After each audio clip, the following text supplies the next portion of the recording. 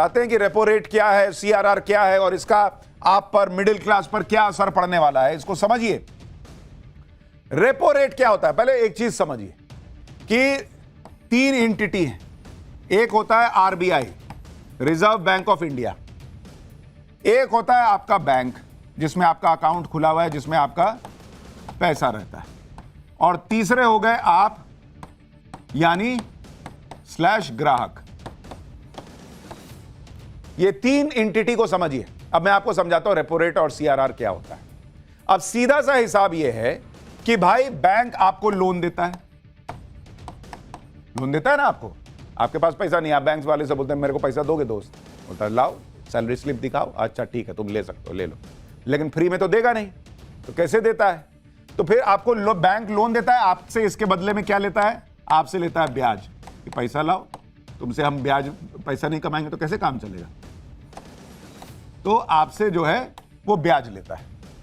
लेकिन इसी तरीके से आरबीआई जो है वो भी बैंकों को लोन देती है। हां, आरबीआई भी बैंक को पैसा देती है और वही पैसा, उसमें से कुछ पैसा जो है वो बैंक आगे लोन जो है वो आपको देते हैं और आपसे ब्याज लेते हैं। और कंज्यूमर क्या देता है? ईएमआई, ब्याज देता है। अब आरबीआई जिस रेट पर बैंक को पैसा देती है, ये जो पैसा दिया, जिस रेट पर दिया, इसको कहते हैं रेपो रेट। इसको समझिए। तो बैंक, जैसे आप ग्राहक हैं वैसे ही आरबीआई के लिए बैंक ग्राहक है। तो आरबीआई ने बैंक को पैसा दिया, उसको कहते हैं रेपो रेट। और इसी रेपो रेट को आरबीआई ने कम कर दिया, घटा के कितना कर दिया रेपो रेट को? 5.5%, 5.5%। यानी अगर आरबीआई बैंक को 100 रुपया दे रहा था तो पहले ले रहा था कितना?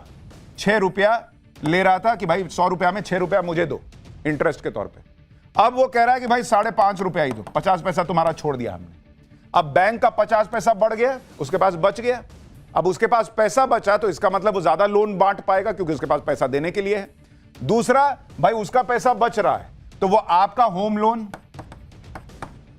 आपका पर्सनल लोन, आपका कार लोन, जितना लोन आप बैंक से लेते थे, बैंक कहेगा यार मेरे पास पैसा बच रहा है तो तुम लो ना, तुमको भी फायदा देता हूं, तुम भी कम पे ले लो। तो ये आपका home loan, personal loan, car loan, सबकी ईएमआई सस्ती हो जाएगी। अब आप कहेंगे ये सीआरआर क्या भला है, ये तो बताया ही नहीं। अब क्या होता है कि नियम बनाया है आरबीआई ने कि बैंक को अपने जो उसके पास पैसा है उसका एक नियत हिस्सा वो आरबीआई के पास जमा करना पड़ता है। जो पैसा जमा करना पड़ता है उसको कहते हैं सीआरआर, कैश रिजर्व रेशियो। क्योंकि भाई बैंक सारा पैसा दे दिया लोन में, उसके बाद जिसका पैसा वहां जमा होगा मेरा पैसा, तो क्या मेरे पास पैसा नहीं है तब, तो बैंक कहती है कि भाई थोड़ा सेफ्टी रहना चाहिए तो तुम्हारा अपना कुछ पैसा मेरे पास जमा रखो, तो वही कैश रिजर्व रेशियो होता है। अब ये फिक्स्ड अमाउंट कम हो गया, यानी पहले बैंकों को अपना 4% पैसा रखना पड़ता था आरबीआई के पास, अब उसको घटा के आरबीआई ने कहा 3%, कि 3% रखो बाकी 1% छोड़ दिया। इसका मतलब क्या है कि बैंक को कम पैसा आरबीआई के पास रखना पड़ रहा है। कम पैसा रखना पड़ रहा है मतलब बैंकों के पास पैसा बढ़ेगा, पैसा बढ़ेगा तो वो आपको ज्यादा लोन बांटेगा। और इसका सीधा सीधा मतलब यह है कि मार्केट में सस्ता लोन उपलब्ध होगा, मार्केट में लिक्विडिटी बढ़ेगी, मार्केट में जो बायर है उसकी परचेजिंग पावर बढ़ेगी। इन सब का असर क्या होगा अब आपको इसके बारे में बताता हूं। जैसे रेपो रेट घटा है तो उसका आप पर और अर्थव्यवस्था पर क्या असर होगा वो देख लीजिए। मान लीजिए आपने 20 लाख का लोन 20 साल के लिए लिया है, तो रेपो रेट कम होने की वजह से आपकी ब्याज दर कम होगी। इससे आपको ब्याज में 1,48,000 रुपए का फायदा होगा। इसी तरह 30 लाख के लोन पर 2,22,000 रुपए का फायदा होगा। इतना ही नहीं, इसके अलावा ब्याज दरें कम होने पर मार्केट में डिमांड बढ़ती है। ब्याज दरें कम होने से और लोन आसानी से मिलने से लोग नए घर, गाड़ियां ये सब खरीदेंगे। इससे रियल एस्टेट सेक्टर में बूम आएगा, ऑटोमोबाइल सेक्टर में बूम आएगा, गाड़ियां ज्यादा बिकेंगी, बाइक ज्यादा बिकेंगी, लोग पर्सनल लोन लेंगे, बिजनेस शुरू कर सकते हैं, बहुत कुछ कर सकते हैं, मार्केट में नौकरियां बढ़ेंगी। तो अर्थव्यवस्था के जो पहिए होते हैं वो और गति से घूमेंगे। सीआरआर कम होने से बैंकों के पास ज्यादा पैसा रहेगा और वो ज्यादा लोन बांट पाएंगे। सीआरआर कम होने से बैंकों के पास 2.5 लाख करोड़ रुपए सिस्टम में आएंगे, 2.5 लाख करोड़ रुपए। ये पैसा नए लोन देने में काम आएगा। जब बैंकों के पास ज्यादा पैसा नहीं होता तो वो आसानी से लोन देने में आनाकानी करते हैं। इससे डिमांड कम होती है और इसी डिमांड को बढ़ाने के लिए बैंकों को ज्यादा पैसा दिया गया है। यानी सरकार ने सोच समझ के इस जो ऑलरेडी हमारी अर्थव्यवस्था रॉकेट बनी हुई है, इसको अब कहा कि तुम चांद पे कहां रुक रहे हो, सीधा चलो मंगल पे, तभी तो देश का मंगल होगा। और सबसे बड़ी बात तो यह है कि सिर्फ इसी साल भर में आरबीआई ने रेपो रेट में 1% की कटौती की। ऐसा आरबीआई इस वजह से कर पाई क्योंकि भारत में महंगाई कंट्रोल में है। आज ही आरबीआई ने वित्तीय वर्ष 2026 के लिए महंगाई का अनुमान कम कर दिया है। जो महंगाई का अनुमान 4% था, उसे घटाकर 3.7% कर दिया है। आप सोचिए बॉस कि जिस दौर में, आप यह भी देखिए कि यह सब इसलिए हो पा रहा है क्योंकि जो महंगाई की दर है वो अभी 4% है और आरबीआई कह रहा है कि नहीं बॉस, ये और नीचे जाएगी, ये 3.7% पे रहेगी। यह अनुमान है आरबीआई का कि महंगाई दर और घटेगी। और ये महंगाई दर घटती है तभी आप आरबीआई जो है वो ये सब रिस्क ले रहा है कि भाई एक काम करो, मार्केट में लिक्विडिटी बढ़ाओ, परचेजिंग पावर बढ़ाओ, क्योंकि परचेजिंग पावर अगर बढ़ती है तो डिमांड और सप्लाई का जो खेल है, डिमांड बढ़ेगा तो भाई सप्लाई भी तो करना पड़ेगा, सप्लाई कम होगा तो फिर महंगाई बढ़ती है। इसलिए अभी चूंकि महंगाई कंट्रोल में है तो आरबीआई ये फैसले ले पा रहा है। सप्लाई चेन बाधित नहीं होगी, उसको भी ये भी पता है। और इसलिए आपको नरेंद्र मोदी की तारीफ करनी होगी कि उन्होंने महंगाई को इस इतने संकट के दौर में भी ऐसा पकड़ के रखा है कि अर्थव्यवस्था को बूस्ट करने वाले काम हो पा रहे हैं। लेकिन भारत ये कर पा रहा है। दुनिया में कोई देश ऐसा नहीं है बॉस जो भारत जैसा परफॉर्मेंस इस वक्त दे पा रहा हो। और पाकिस्तान, वो 2 कौड़ी का देश, वो करेगा। अगला चैप्टर देखिए, हम यहां अर्थव्यवस्था को रॉकेट बना रहे हैं, सबसे बड़ा पुल बना रहे हैं, भारत की इकोनॉमी को मोदी रॉकेट बना रहे हैं। उधर बकरीद के पहले पाकिस्तान गटर में जाके फंस गया है। पाकिस्तान की वो गटर वाली बेइज्जती जिसने पिछली सारी बेइज्जती का रिकॉर्ड तोड़ दिया, अब उसके बारे में आपको बताता हूं।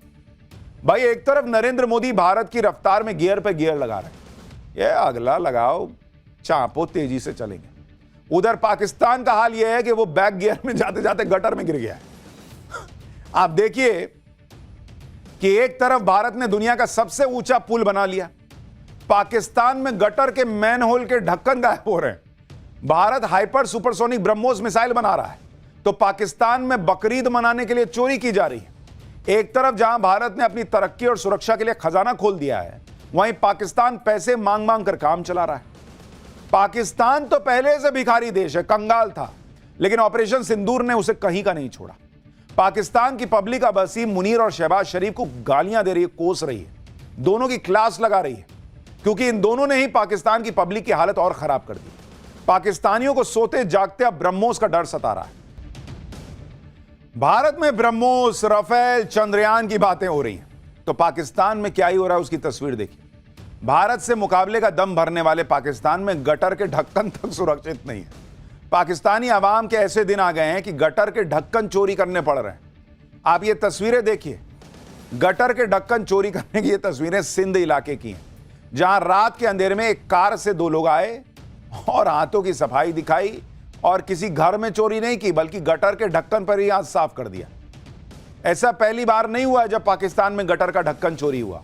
इससे पहले भी कार सवार ने ठीक ऐसे ही चोरी की थी, तब भी वो कैमरे में कैद हो गया था। सीमेंट से बने गटर के ढक्कन को चुराकर आखिर क्या ही मिल जाएगा, ये तो पाकिस्तानी ही बता सकते हैं। लेकिन गटर के ढक्कन चोरी करने का ट्रेंड पाकिस्तान में बढ़ता जा रहा है, जिसके बाद कई जगह गटर खुले हुए हैं। यहां तो एक ही जगह पर लाइन से गटर के ढक्कन गायब है। आप देखिए, एक भी जगह ढक्कन नहीं, भाई लोगों ने सब गायब कर दिया लग रहा है। अब आप सोच रहे होंगे कि गटर के ऊपर से ढक्कन चोरी करने से मिलेगा क्या, लेकिन पाकिस्तानियों की अपनी अपनी दलीलें हैं। कोई कह रहा है कि जब भारत पाकिस्तान पर ब्रह्मोस मिसाइल छोड़ेगा तो यह मैन होल का ढक्कन बचा लेगा। कोई कह रहा है कि बकरीद पर बकरा खरीदने के लिए ऐसा करना पड़ रहा है कि मैन होल का ढक्कन बेच देंगे, पैसा आएगा, उससे बकरीद में बकरा खरीदेंगे। मतलब पाकिस्तान में कंगाली की हदें पार हो गई। पब्लिक कह रही हम गुलाम हैं। ये कॉन्फिडेंस गिर जाता है बॉस, जब नेतृत्व 2 कौड़ी का हो, जब देश 2 कौड़ी का हो, जब वहां पर काम 2 कौड़ी के हो रहे हैं, पब्लिक का कॉन्फिडेंस गिरा हुआ है। यहां भारत को देखिए, भाई साहब चढ़ा जा रहा है ऊपर। पाकिस्तान की जनता अपनी ही सरकार को लानतें भेज रही, खाने के लाले पड़े हुए थे, और अब भारत के एक्शन के बाद तो शहबाज सरकार घुटनों पर आ गई। सिंधु जल समझौते को स्थगित करने से पूरा पाकिस्तान बेहाल है। सूत्रों के मुताबिक शहबाज सरकार अभी तक भारत को 4 चिट्ठी लिख चुकी है, जिसमें भारत से सिंधु जल समझौते पर पुनर्विचार की गुजारिश कर रहे हैं वो लोग। कि थोड़ा देख लेते, कुछ हो जाता, एक चिट्ठी और लीजिए ना। पाकिस्तान को डर है कि अगर समझौता स्थगित रहा तो सीधा असर फसलों पर होगा, क्योंकि पाकिस्तान जाने वाली नदियों के पानी के भारत में इस्तेमाल के लिए भारत सरकार योजनाएं बना रही है। पाकिस्तान खुद बता रहा भाई कि 10 में से 9 लोग इसी पानी पर निर्भर हैं। पाकिस्तान का पानी बंद होने के बाद हाहाकार मचा हुआ है। खेती के लिए तो छोड़िए, इस गर्मी में पीने के लिए भी पानी नहीं मिल रहा। पाकिस्तान की संसद में सीनेटर जल्द से जल्द समझौता करने की दुआई दे रहे हैं। दूसरी तरफ बिलावल भुट्टो है, जो पहले तो कह रहा था कि सिंधु में या तो पानी बहेगा या खून बहेगा। जब पाकिस्तान में दोनों बहना बंद हो गए तो अब न्यूक्लियर बम की नई धमकी लेकर आया। अमेरिका में एक कार्यक्रम में बिलावल भुट्टो ने कहा कि पहले जल युद्ध का एक सिद्धांत हुआ करता था, लेकिन भारत पाकिस्तान की जल आपूर्ति बंद करके पहले परमाणु जल युद्ध की नींव रख रहा है। यानी ये भाई फिर परमाणु युद्ध की बात कर रहा है। बिलावल भुट्टो की गीदड़ भभकी में उनका डर भी साफ दिखाई देता है। आप देखिए कि शहबाज सरकार ऑपरेशन सिंदूर के बाद इतनी डरी हुई है कि सेना के बजट को बढ़ाने पर फोकस कर रही और इसके लिए सभी जरूरी सेक्टर के बजट को घटा रही। पाकिस्तान ने अपना रक्षा बजट तो 18% बढ़ा दिया, लेकिन पाक सरकार 118 योजनाओं को रद्द करने की योजना बना रही। इन योजनाओं को बंद करने से 10 अरब पाकिस्तानी रुपए बचेंगे। पाकिस्तान के लिए पैसा बचाना इसलिए